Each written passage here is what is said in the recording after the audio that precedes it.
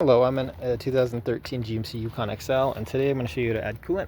So first we're going to open the hood. This is already open, and then we'll go all the way to the passenger side, and we're going to look for this reservoir here. This would be where you fill your coolant.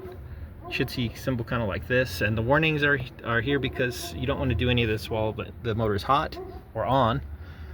So park it, let it cool down a little bit before doing anything with this system, just because this liquid gets so hot it kind of gets to a pressurized boil sometimes, and you don't want this pressurized cap to be opened and then it start to spew like poisonous hot liquid all over you.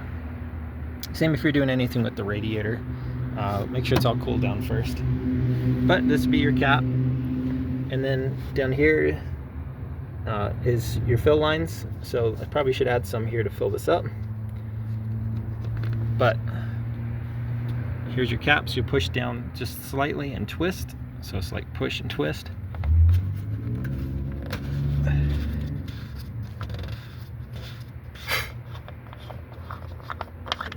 And then here we are at this point, and then you typically want to match up the same style liquid you've been using. It's not great to mix and match coolant types, but you'll just fill there as needed. Screw this back on.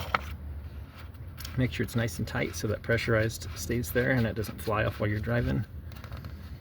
And then also go through, double check all your lines. Make sure there's no leaks underneath. Same with your radiator. Sometimes if it gets too hot and it's dry, you get cracks in your radiator, which should be easy to tell because you'll see little pools of coolant, or while you're running the car, you'll see some coolant puddle underneath the car.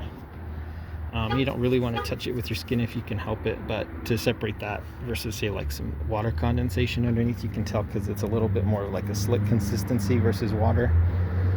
And if obviously there's cracks or any of these attachments aren't tight enough, you know, to repair that. But otherwise, I hope this was helpful, and hope you have a wonderful day.